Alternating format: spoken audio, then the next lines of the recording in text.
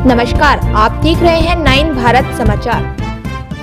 नमस्कार, आप देख रहे हैं नव भारत समाचार। मैं हूं नेहा राठी। आइए देखते हैं आज की बड़ी खबर। ज्वाली विधानसभा के पूर्व पंचायत समिति सदस्य पंचायत समिति वार्ड डोल पदर साधु राम राणा ने आगामी बजट में पंचायती राज संस्थाओं के जनप्रतिनिधियों को भी विधायकों की तर्ज पर ऐच्छिक निधि का प्रावधान करने की मांग करते हुए प्रेस वार्ता में कहा कि विधायकों और सांसदों की तर्ज पर पंचायती राज संस्थाओं के जनप्रतिनिधियों को भी जनता की भलाई के लिए जनता चुनती है, लेकिन जब कोई पंचायती राज संस्थाओं के जनप्रतिनिधियों के चुनाव क्षेत्र में ऐसी कोई भी अप्रिय स्थिति पैदा हो जाती है तो सबसे पहले पंचायती राज संस्थाओं के जनप्रतिनिधियों द्वारा सर्वप्रथम मौके पर पहुंचकर वस्तु स्थिति का जायजा लेने का उपरांत प्रशासन को भी वस्तु स्थिति से अवगत कराया जाता है। लेकिन मामले को गंभीरता से देखने और सहायता योग्य समझते हुए भी धन के अभाव से कोई भी फौरी तौर पर पंचायती राज संस्थाओं के जनप्रतिनिधि धनराशि के एवज में सहायता नहीं कर पाते, जबकि अप्रिय घटना से पीड़ित परिवार को फौरी राहत की जरूरत। अतः माननीय मुख्यमंत्री जी से अनुरोध सहित मांग की जाती है कि आगामी बजट में विधायकों की तर्ज पर पंचायती राज संस्थाओं के जनप्रतिनिधियों के पक्ष में भी ऐच्छिक निधि का प्रावधान किया जाए, ताकि पंचायती राज संस्थाओं से जुड़े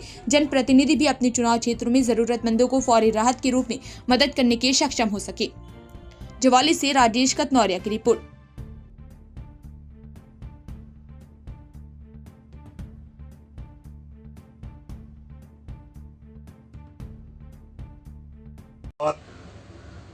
जैसे कि हमारे विधायकों सांसदों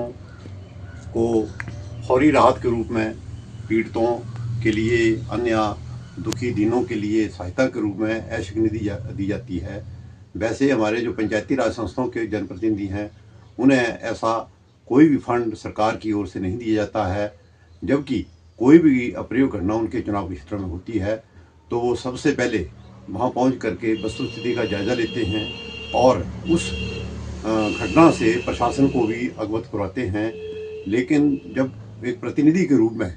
वो उस वाक्य को देखते हैं या मौके पर जाते हैं तो वहाँ पर जो पीड़ित परिवार होते हैं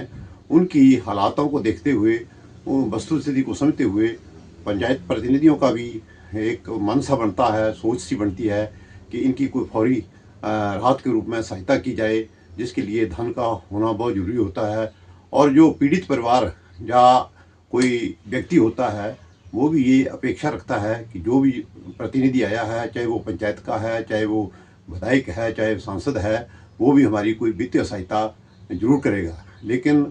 पंचायत प्रतिनिधि जो होते हैं उन्हें कोई ऐच्छिक निधि नहीं होती है। जो जितने भी पंचायती राज संस्थाओं के, चाहे वो प्रधान हैं, बीडीसी मेंबर हैं, जिला परिषद हैं, उनके पास ऐसी कोई भी फंडिंग सरकार की ओर से अधिकृत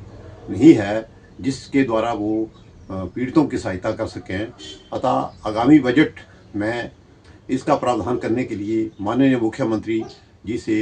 अनुरोध है कि आगामी बजट में पंचायत प्रतिनिधियों को भी विधायकों सांसदों की तर्ज पर ही एक ऐच्छिक निधि फंड का आयोजन किया जाए और इसका आवंटन किया जाए, ताकि जितने भी उन पंचायत प्रतिनिधियों के चुनाव क्षेत्रों में या इनके जिला परिषद हैं, बीडीसी हैं, इनके चुनाव के क्षेत्रों में कोई भी अप्रिय घटना होती है तो वो उन पीड़ितों की मदद जो है वो फौरी राहत के रूप में करने के लिए सक्षम बन सके, ताकि पंचायत प्रतिनिधियों के ऊपर भी जो पीड़ितों की एक विश्वास होता है वो बना रहे। और पंचायत प्रतिनिधि भी इसमें कई बार मदद ना कर पाने की हालातों में एक शर्मिंदगी से महसूस करते हैं कि मैं एक प्रतिनिधि होने के नाते इनकी कोई भी मदद नहीं वित्तीय रूप से कर पा रहा हूं, जो कि करना मेरे लिए एक अनिवार्य बनता है। इसलिए सरकार से पुरजोर मांग की जाती है कि आगामी बजट में ऐच्छिक निधि के रूप में पंचायत प्रतिनिधियों को भी धन का प्रावधान जो है वो रखा जाए। धन्यवाद।